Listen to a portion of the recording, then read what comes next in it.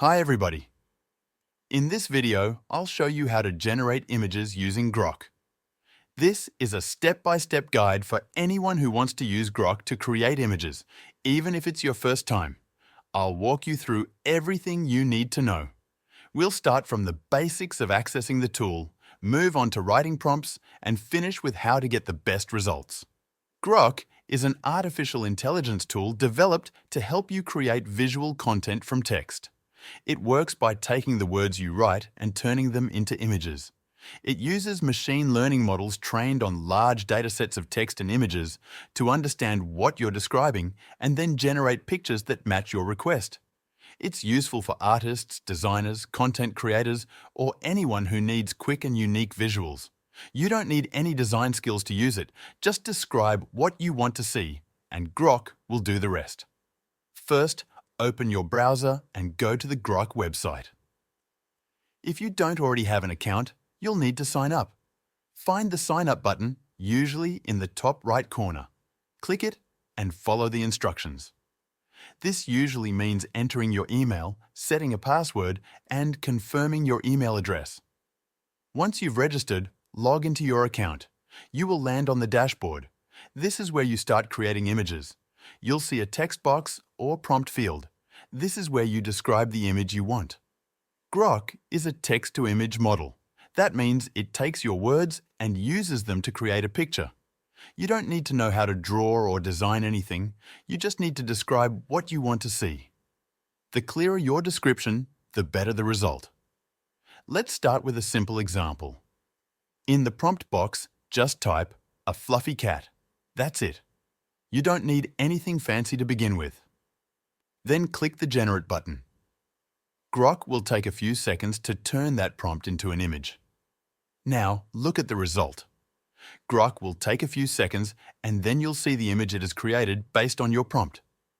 In this case, you should see an image of a fluffy cat.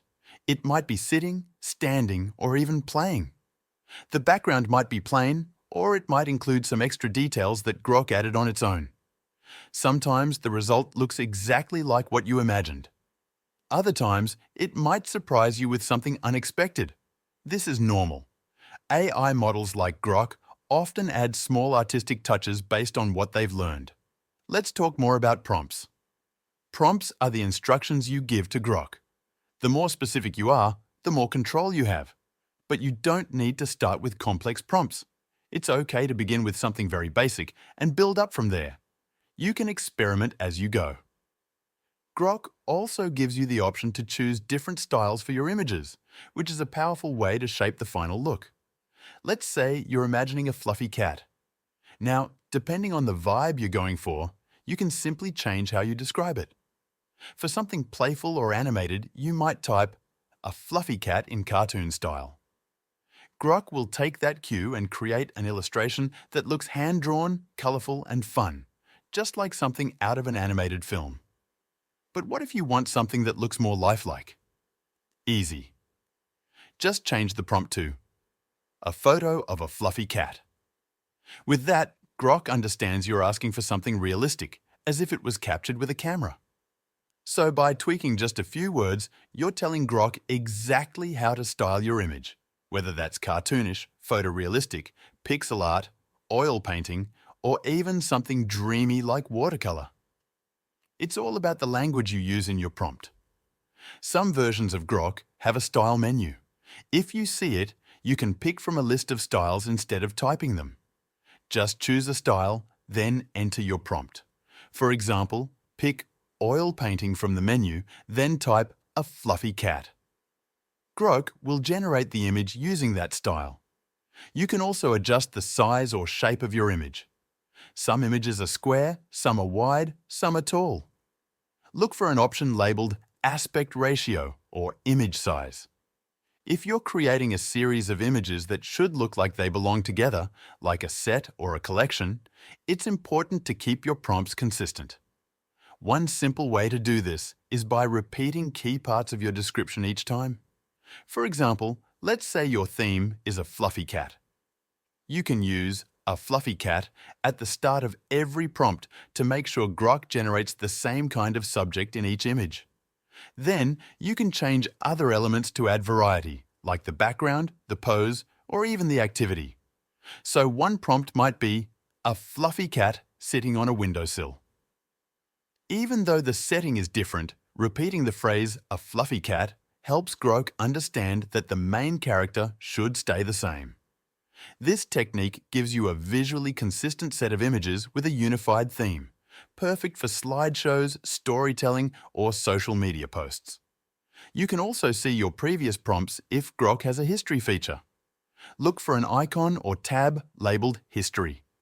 You can click on an old prompt, edit it, and generate a new version. This saves you time and helps you improve earlier ideas. Grok also has some advanced settings. These might include sliders or buttons labeled things like creativity, detail, or realism. These settings change how Grok interprets your prompt.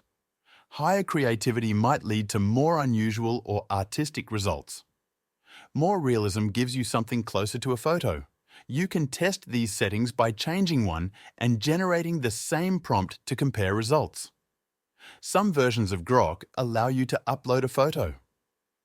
This is useful if you want to base the image on something real. For example, you could upload a photo of your cat and type a fluffy cat in a field of flowers. Grok will try to apply the style or setting you asked for to your photo. This gives you a lot of creative control. When you get an image you like, you can save it. Look for a download button, click it, and the image will be saved to your device. Usually, Grok saves images as PNG or JPEG files. Grok may also offer a variation button. If you like the idea of the image but want to see other versions, click the button labeled Make Variations or Remix. Grok will generate new images based on the same prompt. This helps you explore different looks without starting from scratch. Sometimes, Grok might make small mistakes. Maybe the cat has too many toes, or the background looks strange. This can happen with AI-generated images. If that happens, you can try writing the prompt a little differently or just generate again.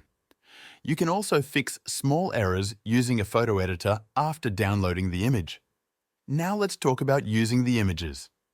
Grok often lets you use the images for personal and commercial use, but it's important to check the license. Look at the terms of use on Grok's website. Some images might require attribution. Others may not be allowed for resale. Always make sure you understand the rules before you use the images in public projects. When you're happy with the image, download it. Always remember to check how you're allowed to use it. With a little practice, you'll get better at writing prompts. Writing a good prompt is the most important skill when using Grok. Think of it like giving directions to an artist. The clearer your directions, the better the image will be. That's how you generate images using Grok. Whether you're making art, content for a project, or just experimenting, Grok makes it easy to turn your words into images.